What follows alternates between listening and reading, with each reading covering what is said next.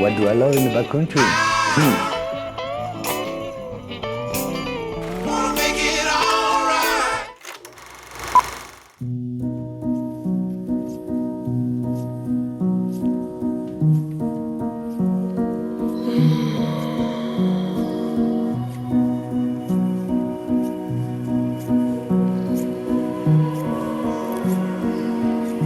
What is it? ツアーはだいたい30年ぐらいやってるかな多分。山に登ってく理由か。どう言ったらいいかわからないけど。What I'm seeing in my mind's eye is, yeah, the mountains mean life to me, like and death.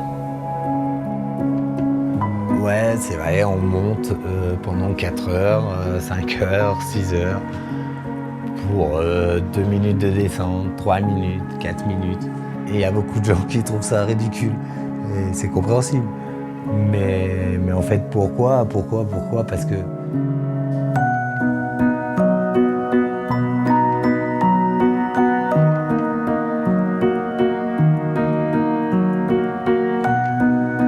La primera vez que salí a esquiar, subir la montaña fue la cosa más difícil que yo he hecho en mi vida. Casi me rindo, casi me pongo a llorar, pero después de bajar esa primera vez, supe que era algo que quería seguir haciendo por el resto de la vida.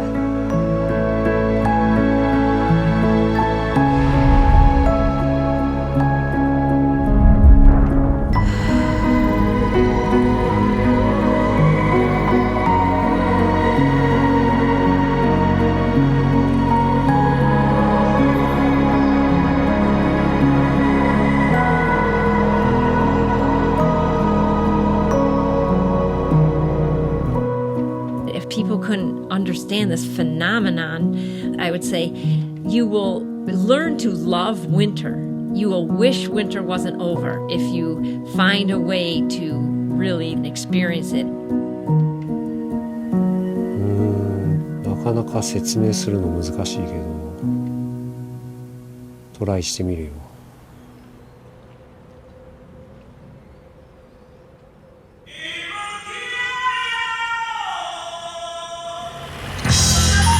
スノーボードとか雪板とかやってなかったら自分はどうなってたんだろう、どんな人間になってたんだろうって思うぐらい、それしかやってきてなかったから、生きがいっていうか、五明敦って言います。今までいろんな種類のボードに乗ってきたけど、すごいシンプルで惹かれてったんだよね。雪板にウィンディングをつけないでバランスをとっていい雪を味わう道具っていうか。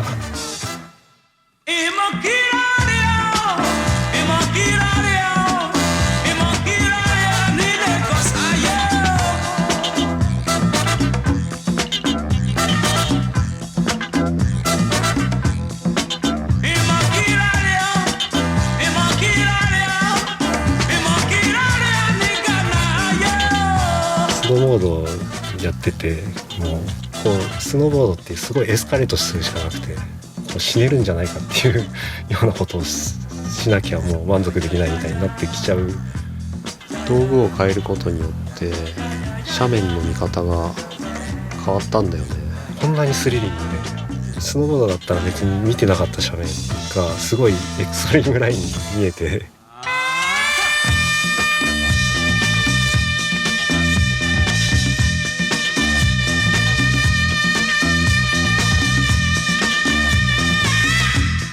雪板はもともと全然なかったもので、出会ったっていうよりなんか思いついたというか。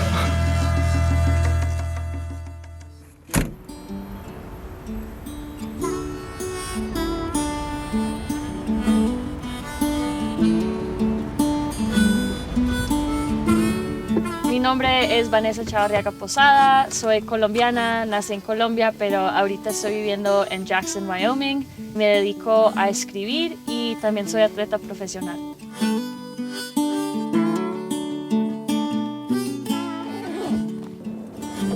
So my relationship with skiing began when I was pretty little. I was in Michigan when I was growing up. So I remember begging my mom, can I please go, can I please go? And I got to go once. We went at night because it was less expensive and we didn't even have a car at that point. In every aspect of ski culture, whether it's, you know, the wealth or the traveling or the clothing, all of these things, it was just so inaccessible that I didn't even entertain it in my mind.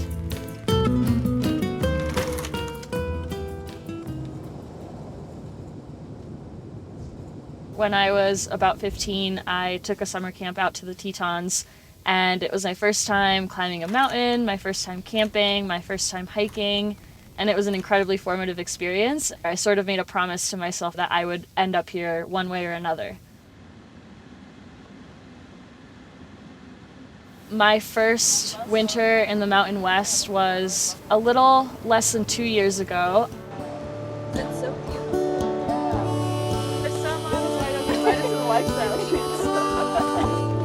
Suddenly I had access and I learned to ski. I was 21. I didn't know how to backcountry ski, but I've always been more of an uphill athlete. And so I essentially rented an entire backcountry gear kit from my university and we went into Grand Teton National Park. I just remember I got up there by like sheer determination and grit because I had no idea what I was doing. I've been actively seeking out mentors and been very intentional about improving just because I learned so late in life that, you know, I kind of have to try to catch up.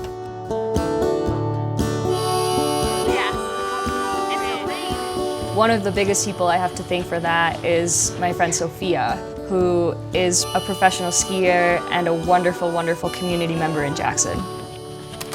She met me when I was still like pizza wedging down the mountain. You're doing good. Oh no. You got it. She has been my most consistent ski partner since. Vane is someone who's just constantly focused on progression and evolving. And I think that's one of the things we vibe really hard on. But when you get to walk uphill with somebody for like 4 hours, you really get to know each other well, and you talk about the good and the bad, and you're making these decisions together because it has to be a team effort. You have to be full of trust. Beautiful. You know, it's humbling to see how good Vane has gotten, and also being like, oh my gosh, she skied for 3 years? Like, what?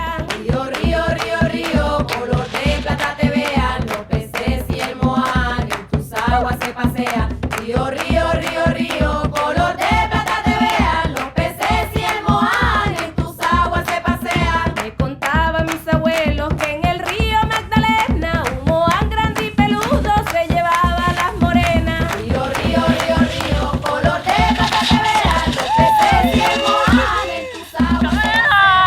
We like the apron. That was lovely.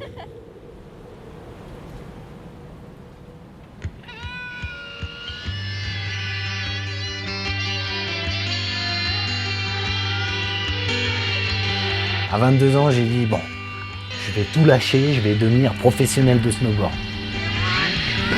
Tous mes copains m'ont dit, ah non mais mec, ça marche pas comme ça quoi.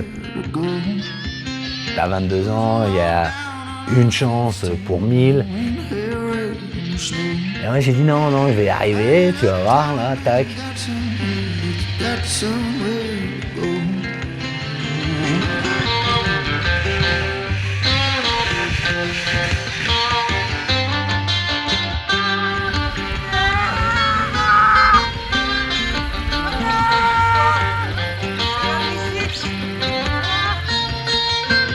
Là, toutes ces années à m'entraîner, à laver les toilettes du téléphérique le matin à 7h pour pouvoir avoir mon forfait. et où enfin je commence à vivre la vie, tu vois, en arrêtant de manger que des pâtes. Même si j'aime toujours ça, mais voilà. J'ai beaucoup voyagé, j'ai découvert un peu le monde.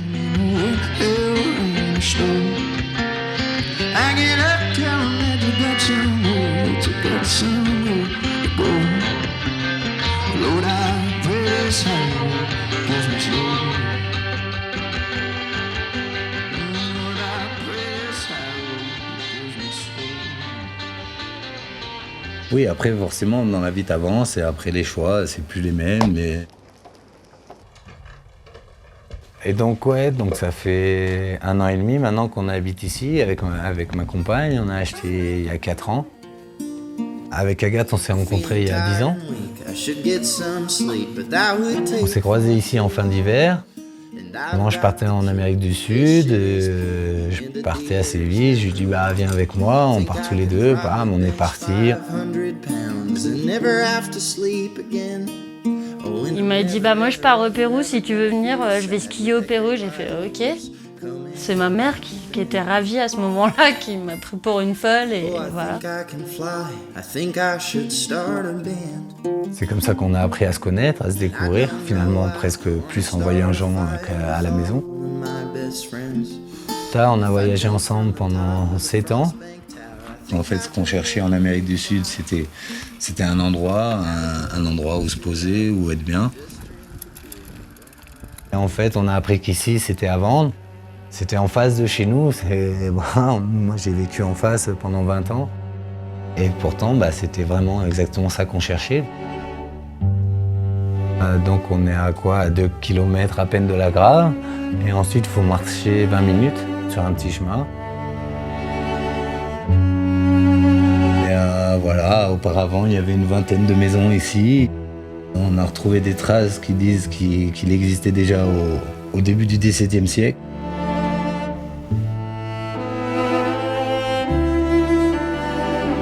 Ce qui reste aujourd'hui, c'est juste la maison, la chapelle. Et voilà, et aujourd'hui, c'est un peu faire renaître ça, de vivre ici aussi. En fait, le Puy-Golf, notre projet, c'était aussi de faire tous les deux, tous les travaux, d'essayer de faire tous les deux et d'apprendre par nous-mêmes.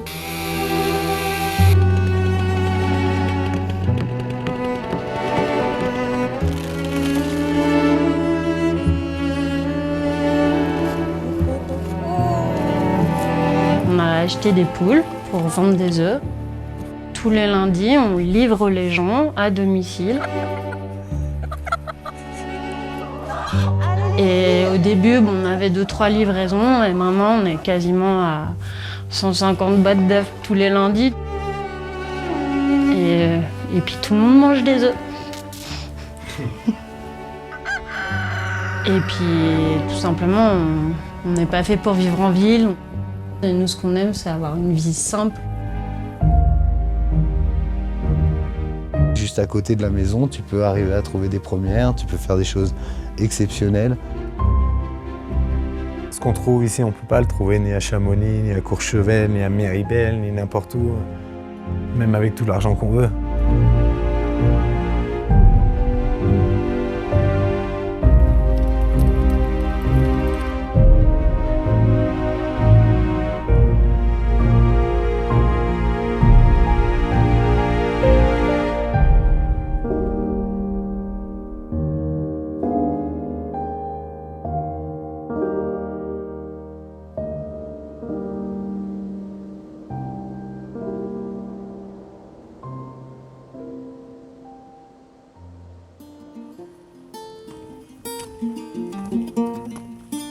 Winter's my favorite season. There's just something really magical about the white blanket. Oh, I think I can fly. I think I should start a band. And I don't know why I want to start a fight with all my Thank you, best sunshine! friends. If I jumped from My name is Vicki Fleckenstein Woodworth. I spent a lot of my life ski racing. I'm a mom and a wife, and I live in East Burke, Vermont, the last little corner of Vermont. It's tiny, down to earth, it's slow. We don't get a lot of snow, but even the winters, when they do come, they're cold. They call it a wet cold, goes right to your bone marrow. And nobody whines. There's no whining in East Burke. Some of my friends that I went to school with, they say, "You're there full time in Burke? What about Sun Valley?" They don't understand. Gonna jump on the back of this great white horse and really awesome nest. In this little community, so many people know each other. We have a really nice play group up here, a seniors play group. Some of them are retired. I think the oldest is 71. We just laugh constantly.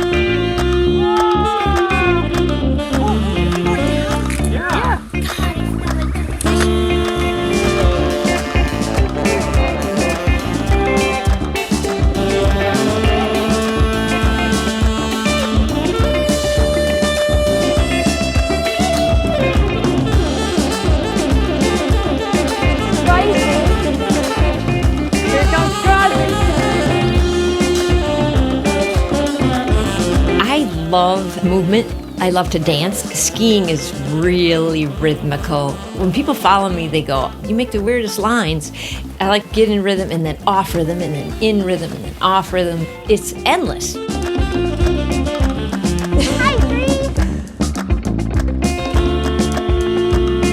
So in my ski life, I've found the people in love of the same thing really make the difference. And I'll just think, what the heck? How did this happen? How are we doing this still and still enjoying it? So pretty. I feel so lucky. What are friends for?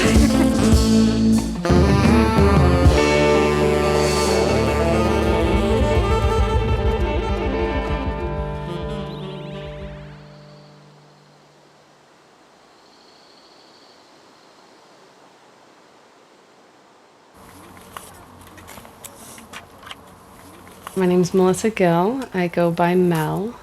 I grew up in Wyoming and I've lived in Salt Lake City for about 12 years now. Nature has always been my greatest teacher, and the mountains are, for me, the place that pulls my heart most strongly.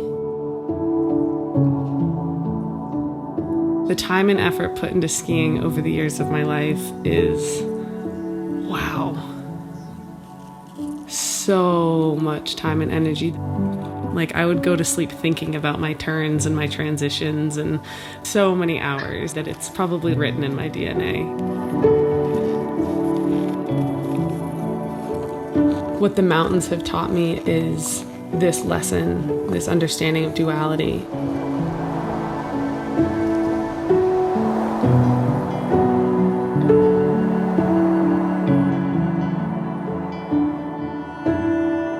The mountains are where I've experienced the most beautiful moments in my life, and they're also where I've experienced the darkest moments of my life.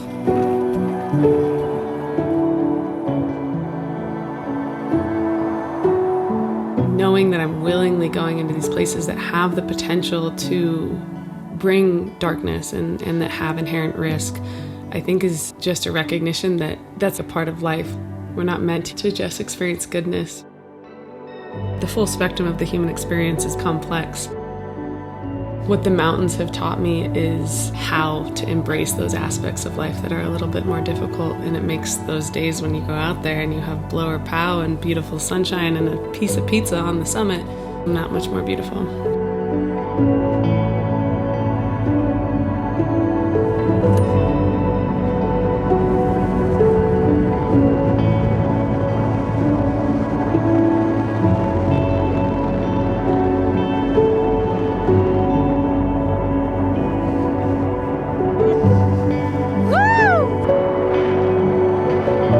Just genuinely can't think of anything better, anything more beautiful, anything more sacred than traveling down a mountain with wind in our face.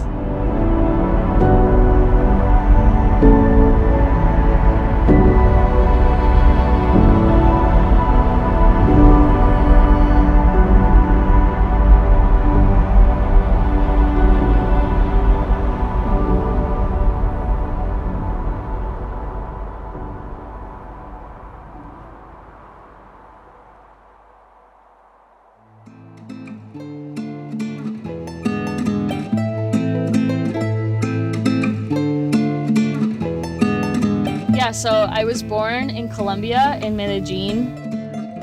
My memories of childhood are just so much green and abundance everywhere. There was so much open space. My parents brought me to the US when I was about 6 because they wanted me to learn English. And this was supposed to be a temporary, like, 6-month thing. And then at the end of the 6 months, they came to pick me up and they said, surprise, we're never going back to Colombia. And my life changed pretty dramatically at that point. My mom ended up having to be a single mother for a large part of my upbringing. And the biggest thing was that I grew up undocumented, and that was something that I could not talk about whatsoever.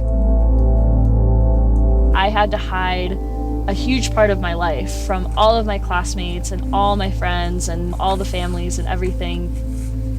There was a lot of fear because not only would I be rejected, but I was honestly afraid that they would have me deported. And that's a very real fear.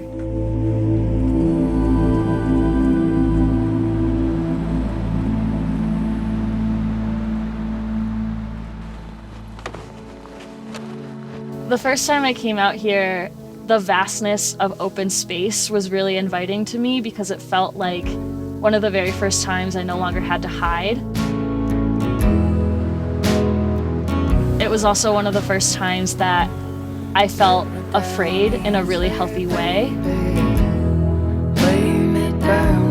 I learned that fear could be managed and could create something really beautiful on the other side of it. The skin track doesn't care who you are or what you look like, and the mountains don't care what language you're speaking. You can simply exist.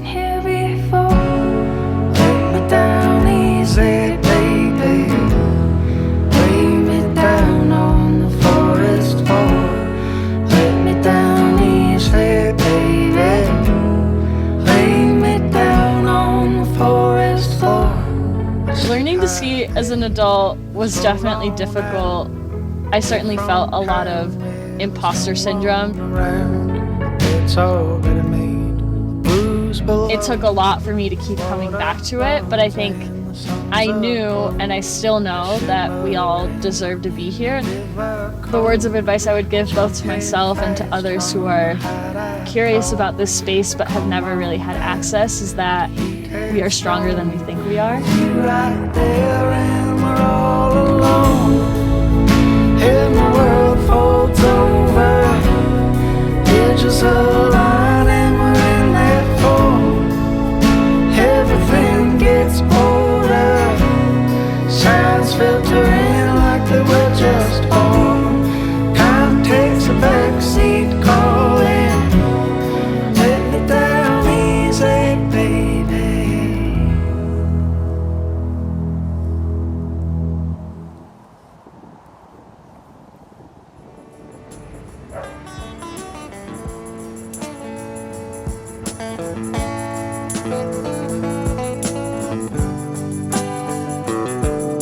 baby.20年ぐらい前にスノースケートっていうシングルデッキのそのシングルデッキでパウダーを滑っていたんだよね。でもその板は結構樹脂でできてて、なんかベニョンベニョンで張りもなくて、なんかちょっともうちょっと調子いいのあったらいいな。木でできたこう反発のある板でちょっとパウダー寄りの形した板があればもっと面白いんだろうなっていうふうに思って、それを友達に相談したら製材所から端材をもらってきてくれて、これで作ればいいじゃんって言って、作り始めたら結構作って乗って試してまた改良してっていうのが楽しくて、何本も何本も作って失敗して、これだって思った瞬間があって、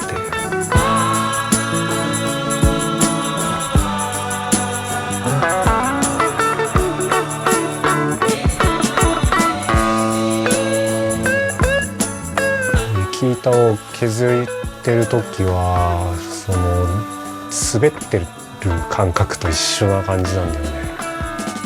やっぱり雪がどう流れてどういう風に抜けてってっていうのをイメージしながら滑っこう削ってるかな、削ってる時は。でそれ実際その削った板を持って山に行って滑ってみて、こう思い通りだったらすげえ調子いいなってすげえ感動したり。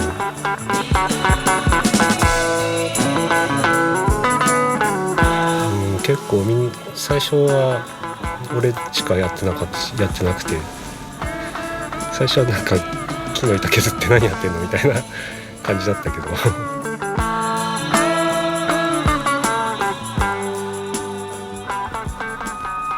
まあ徐々にその周りの人も結構面白いんだねって言って、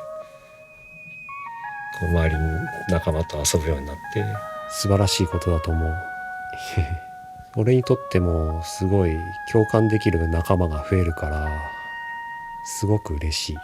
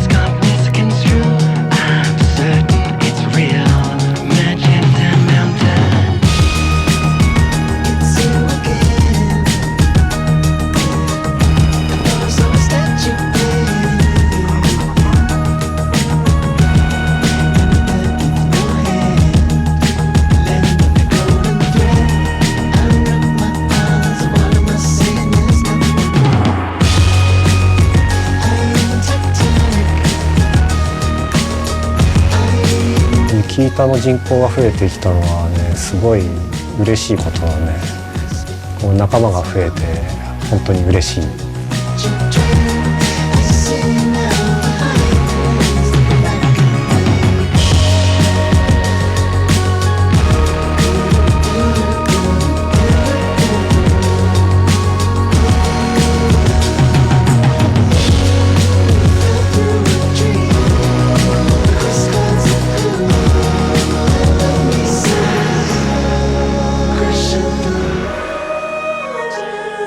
人間一人じゃ生きていけないなって思うぐらい友達がいないと本当にまあ一人で雪板やったりスノーボードやってるのもいいけど、その友達がいた方がやっぱり盛り上がれるし。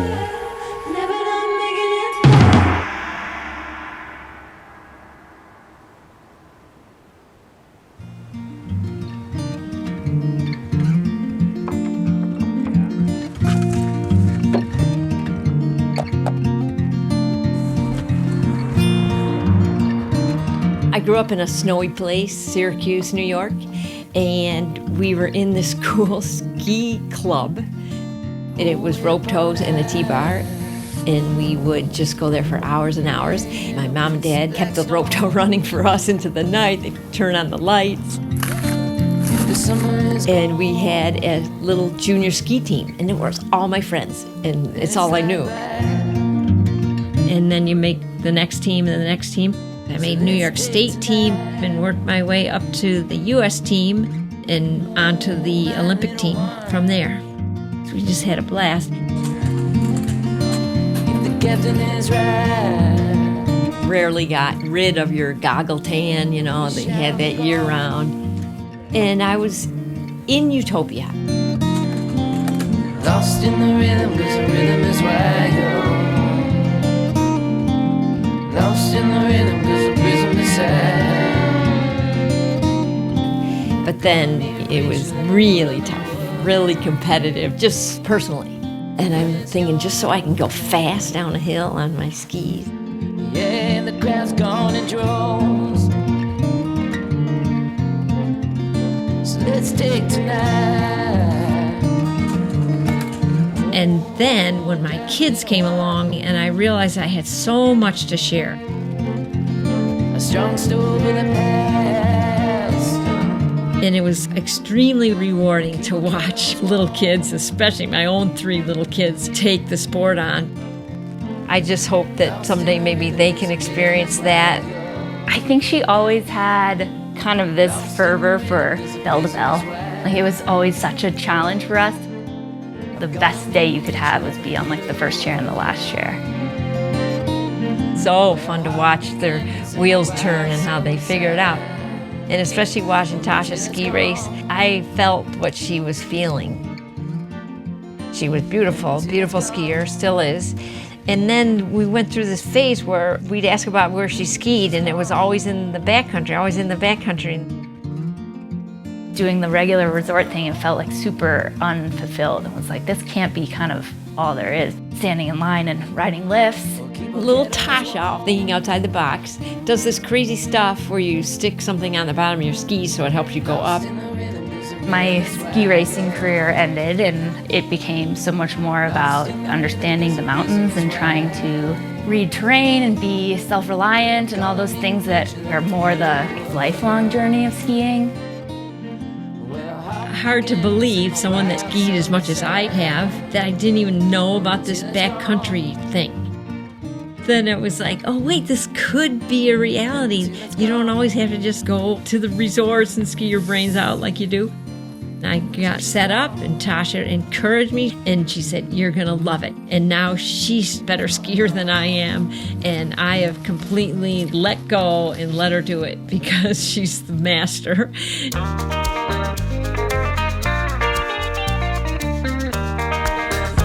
Such a combination of rigorous exercise and meditative. Gonna conquer the dream. Gonna turn all of it was so new. It was like, seriously? And now I'm totally hooked. Succumb to the circumstance. Do you resign to your fate? Or do you find the strength within to take a leap of faith? No more will I stumble. No more will I fall. Can't crash into my knees, but I'm beginning to crawl. Yeah, I'm standing on my own feet. Oh, I'm running to the light. Feel like jumping from the mountain, like the first thing.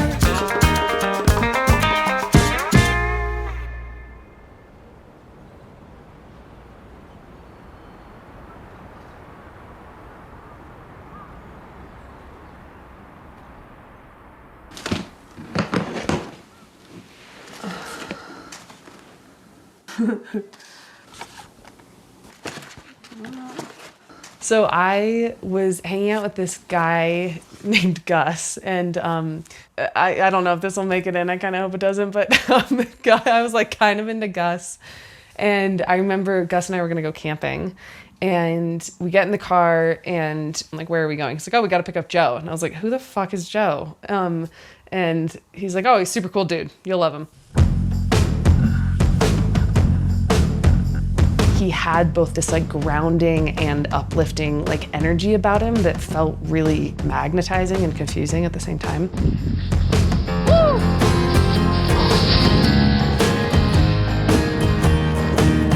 I went walking in the wilderness, oh, to find my love. Clumsily I stumbled. He grew up in Alaska and was super playful on his board. He was like there to have fun. He was there to live. He was there to express himself. Now I'm running home to you through the icy dawn. And so he almost like brought this purity to the sport. Yeah, great day. Yeah, we kind of just like started hanging out together immediately, like right away. It was a really quick burn, actually.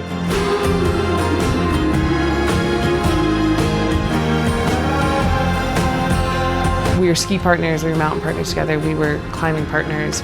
We had like a lot of outdoor movement that really bonded us. It became pretty clear to me pretty quickly that he was somebody that I wanted to live the rest of my life with.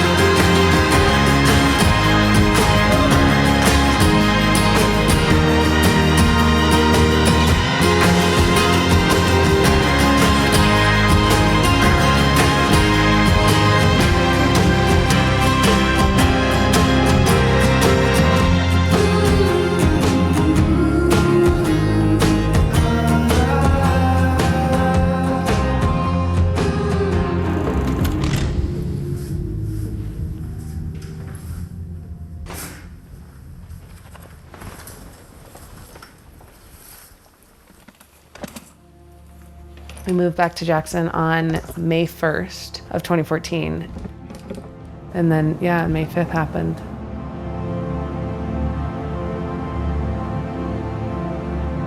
My birthday is May 4th, so we had just finished celebrating. The psych was high. We were both so excited to continue our mountain exploring in the Tetons. Woke up super early, headed out to Lupin Meadows trailhead. Started our hike in the dark, and it was me, Joe, and our friend Greg. And I could see the stars through this frame of silhouetted trees. And I remember having just this like full body sensation, like today's gonna be a really special day. It took us a long time to get to the summit of Tiwanaut. I'm so tired, I'm so cold. The sun was expected to come out and it didn't. Hadn't softened up like we had hoped and expected it to. I drop in and it's really firm. And so I stop. Joe looked at me and he was on his toe side edge. And he looked at me and goes, "Are you ready to go, baby? My calves are cramping and I can't hold this position for much longer." And I, at that point, was quite scared. I had been nervous that my ski was gonna pop off the whole time because it was just chattery because it was so firm and it was so steep. And I looked at him and I said, "No, I'm scared. I don't want to go first." He took one turn, I think it was a heel side turn, and then on his second turn, he lost his edge. And very quickly, his fall got out of control, and he ended up falling the whole way down. His body fell about 1,500 feet. And Greg and I had to like stand there and watch the whole thing. Yeah, I have like the really vivid memory of just holding his body and holding his head and letting him know that I was not going to go anywhere.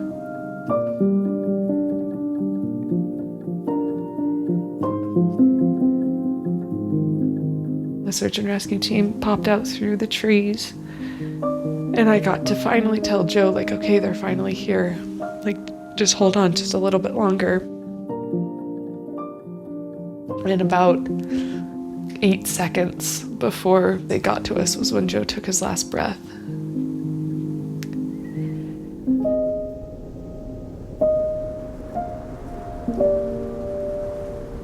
I think, like on a cellular level, the essence of every part of who I am changed.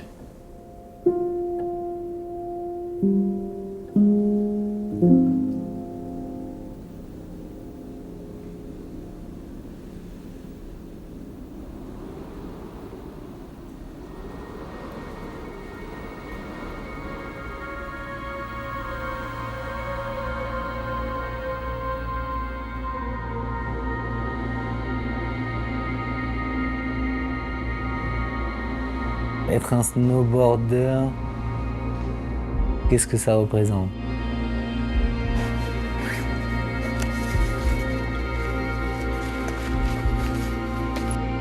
Le speedboard pour moi c'est un peu comme une porte en fait. C'est un peu comme une porte parce que tu mets ces deux trucs et hop, les pots de phoque. Et là, mais t'as toute la montagne qui est à toi, quoi, qui s'ouvre à toi.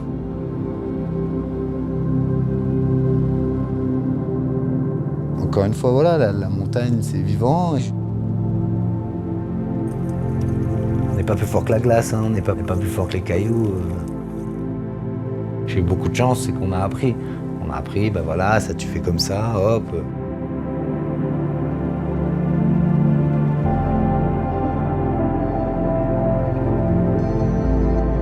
On essaye de mettre toutes les cartes de notre côté pour qu'il n'y ait pas de risque.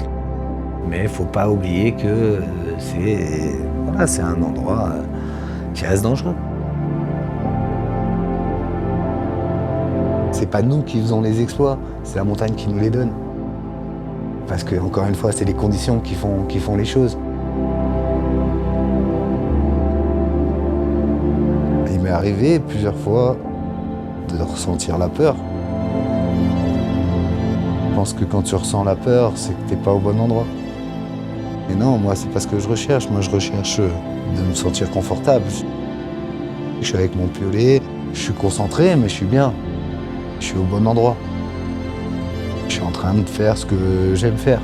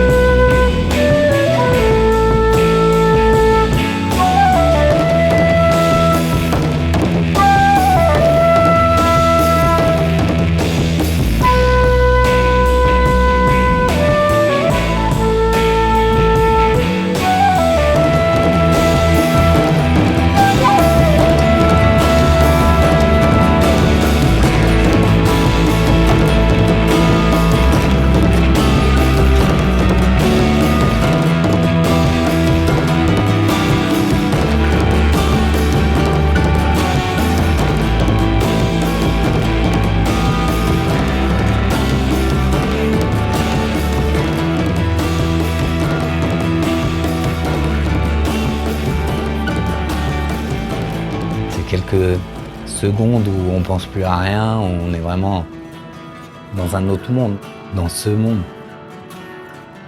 C'est pour ça qu'on fait tout ça.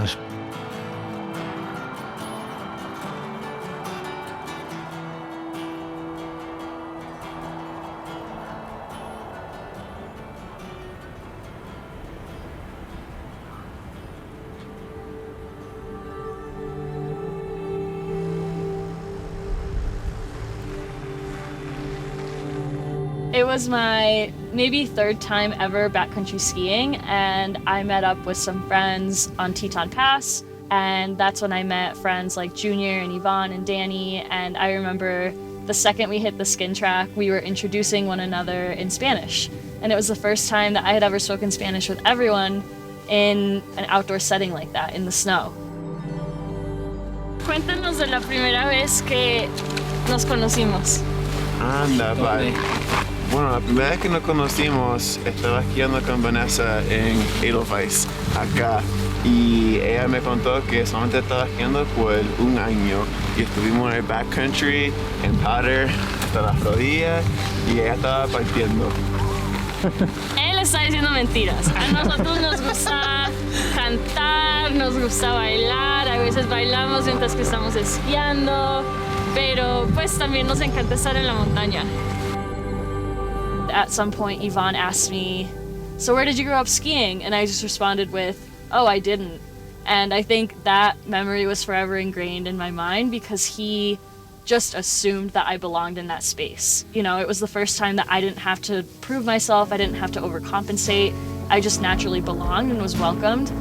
And the whole day just felt like a celebration of every part of who we were. All alone, and the world folds over, edges align and we're in that fold, and we both come to fall in. Whoa, whoa, whoa, whoa, whoa.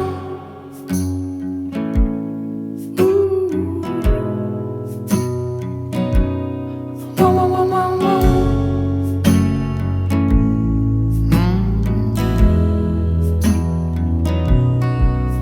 whoa, whoa. Let me down easy, baby. Lay me down on the forest floor. Let me down easy, baby. Lay me down on the forest floor. Let me down easy, baby.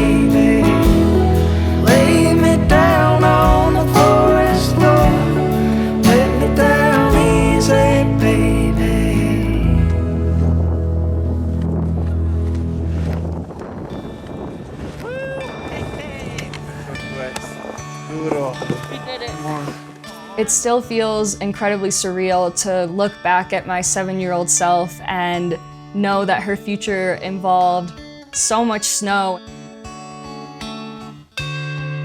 I never knew this world was possible, period. And then when I first learned about it, I didn't think it would ever be possible for someone like me. And it is truly an experience that I think everybody deserves to have.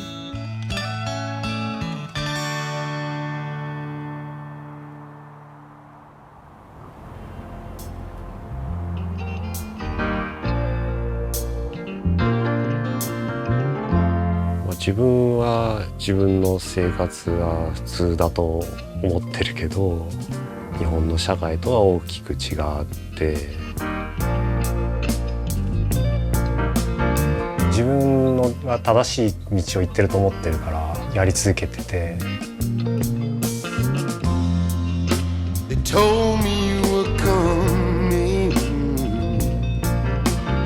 自分は何も子供の時にできなくて、本当にスノーボードとか雪板とかスケートボードがなかったら本当にただのダメ人間だったんじゃないかなって思う。そういう人たちに本当に多分いっぱいいると思うんで、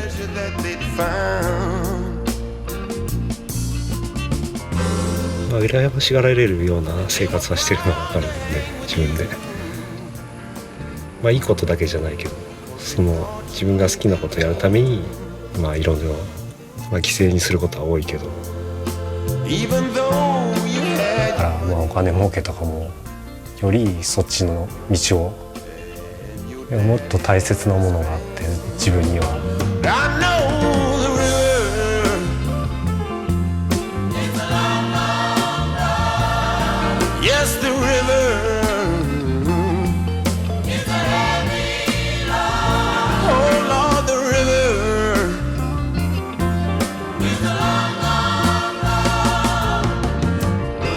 こっちの方が本当に自分にとって財産っていうか、自分が本当に好きなものに出会えて、それでこう助けられたっていうか。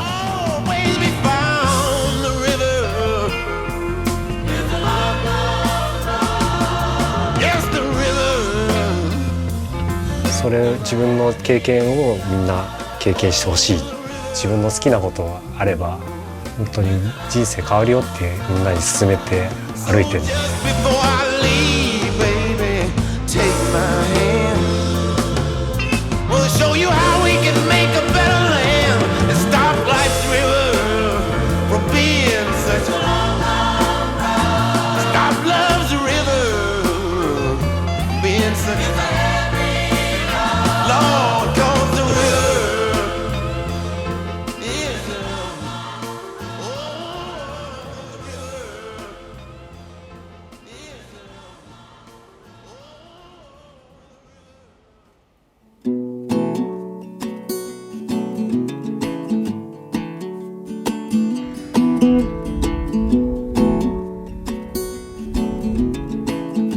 Non, je crois pas être un rêveur. Je crois au contraire que j'ai les pieds sur terre. J'ai compris que par contre on avait peut-être le droit de vivre ses rêves. Et donc on les transforme et puis du coup on n'est plus un rêveur. Quand c'était, pendant 20 ans, c'était le snowboard qui faisait que tous les matins je me levais. Aujourd'hui j'apprécie toujours autant la montagne et tout. Mais voilà, comme si mon leitmotiv aujourd'hui, le matin quand je me lève, c'est devenu ici. Je pense que Agathe, c'est un petit peu pareil. Tous les jours, tout le monde nous demande « Oh, mais comment vous faites pour vivre à Puy-Guelève? Mais vous y vivez en hiver? Mais vous avez de l'eau chaude? Vous avez une douche ?»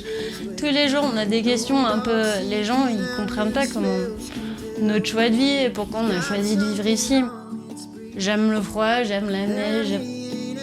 C'est juste l'immensité, ce calme. Être au milieu de la montagne, c'est de la plénitude.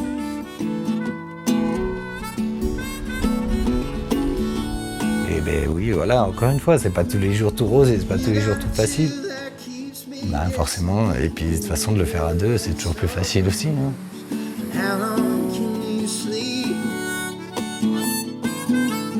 You got a chill that keeps me guessing.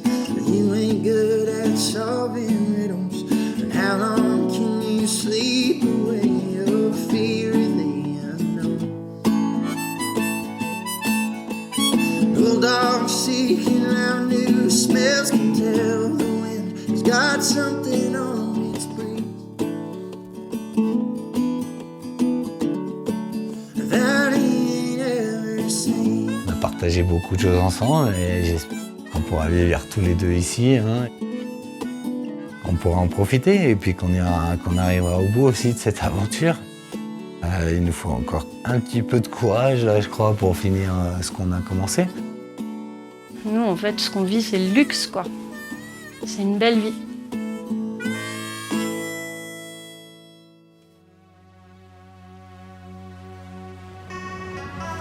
Right now, we're on our way to the airport. We're gonna pick up my mom, and the next couple days, we're gonna do some backcountry skiing in Yellowstone. This is a special one because it's just the two of us.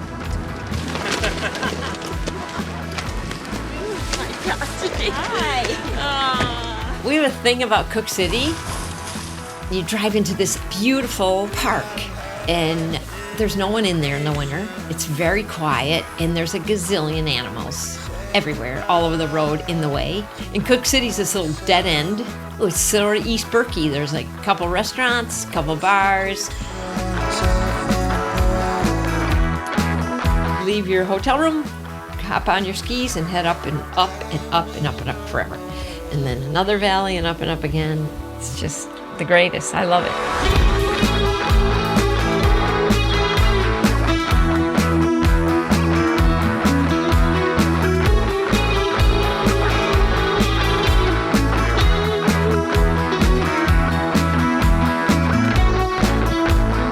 Somehow she just like exists in the space between an adult and a kid. Like a really quirky, fun, super optimistic space.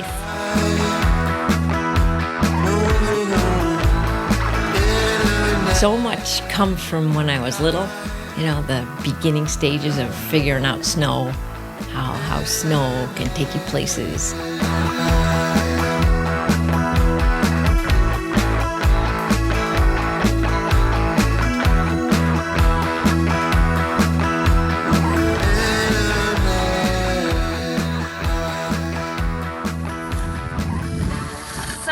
Kiki can do this for a really long time. Like many more years. Yeah, this is the beginning of my career. No, you have to do it a lot more years. But I take it. You are not! Yeah! So we have to teach another person. You shouldn't be doing this. You are not. Yeah! Why did you tell them in front of them? Are you happy? Are you happy now? Your reaction was different than I thought it would be. No, you're not! Wow. Okay, now I just gotta digest. Grandma. All that. Oh. Okay, let's be smart about this. Let's go. Let me set the pace. One more lap. Thank you for tips.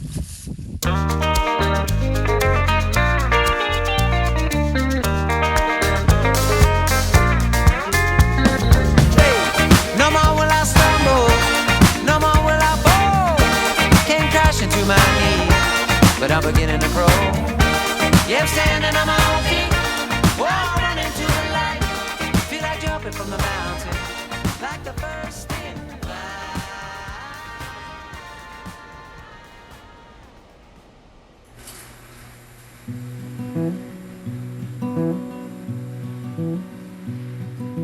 When I go, don't cry for me. In my Father's arms I'll be. The wounds this world left on my soul will all be healed, and I would do anything for that day to not have happened the way it did. sun and moon will be. The doorway of suffering that I had to walk through is the only way I know how to live life now. And I will not be ashamed, for my Savior knows my name. Gold and silver blind the eye, temporary choose life. I just had in my mind that a success story looked like me skiing steep, hard lines and doing it in his name, and what was happening internally was an incredible amount of fear, an incredible amount of guilt, and it just all felt wrong, but I was chasing this idea. Where you bury me, I'll be home and I'll be free. It don't matter anywhere I lay. All my tears be washed away. All my tears be washed away.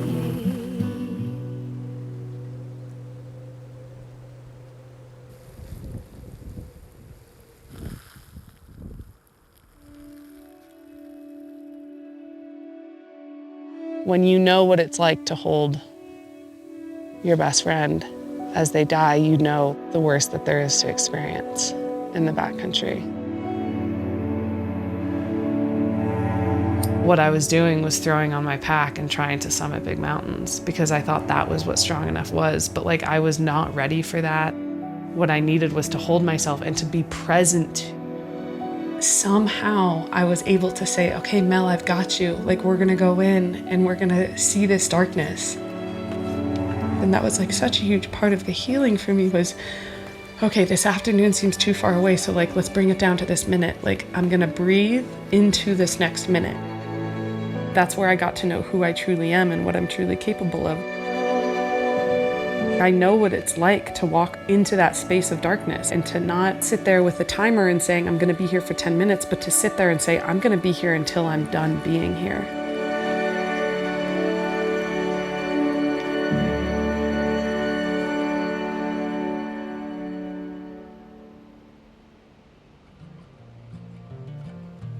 The repairing of that relationship with the mountains did not come until I found a self-compassion practice. Once I began to soften towards myself and soften towards the decisions that I was a part of that day, the more I actually have found myself softening towards the mountains as well. What feels most true for me now is to actually slow down and to listen to my body more and to be okay with being this new person. Were we somewhere in between? Joe used to kiss the snow before every line that he dropped into. And I always loved that he did that after he passed. That was just like a really beautiful way for me to bring him into my line.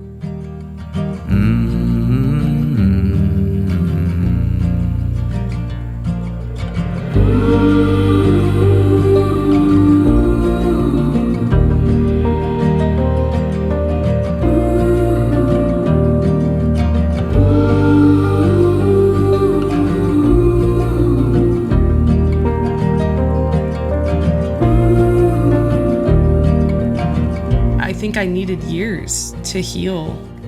Getting to that place took a long damn time. Self-reliance is obviously super important, but there's something really beautiful in the vulnerability that comes from meeting other people, and they can help lead the way when we don't know what the next step is. I got to go out back onto the skin track with these really supportive partners of mine. They like lent out their hand to me, and it was like I was borrowing their trust that I then alchemized into self-trust. And they slowly but surely and very, very patiently let me draft off of them until I was ready to jump in front and take the lead from my own.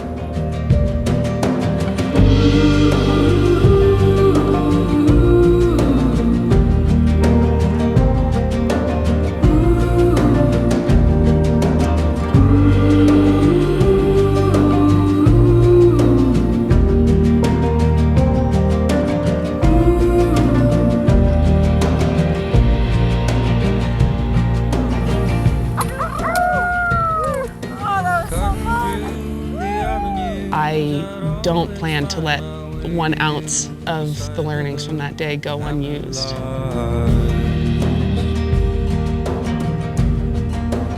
I'm in a process of learning how to trust myself again and learning how to trust. With your golden hair and my losing.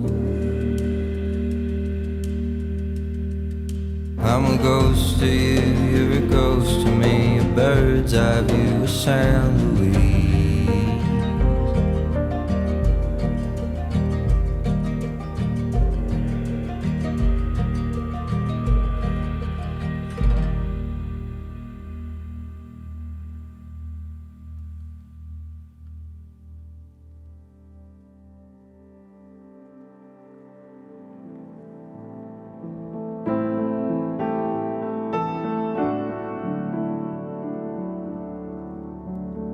雪の素晴らしさとか、それに出会ったから今の自分があって、今の生活があって、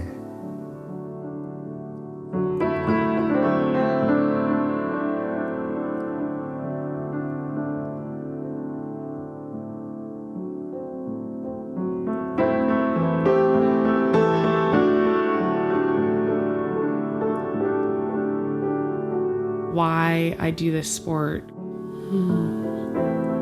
I can't think of like a specific meaning. But what I do find is every day I put skins on my skis, I get back to the car quite different than who I was when I got out of the car.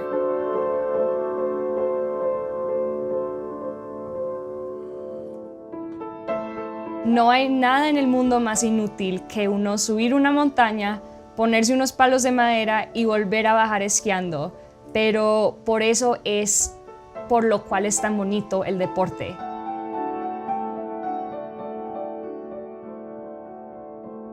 It's crazy what that first turn, that first run of the year feels like. It's always the same. I don't subscribe to slowing down as we get older.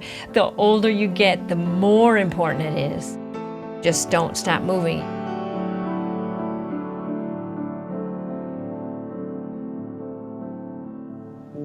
やればやるほどハマっていうか終わりがないから。Voilà, c'est pas juste les 2 secondes de descente, parce que encore une fois, c'est tout qui fait partie du voyage. C'est le fait d'aller loin, d'être tout seul, de découvrir des choses. Et voilà, c'est magique. Tu vis des petits moments, des petits instants qui sont importants.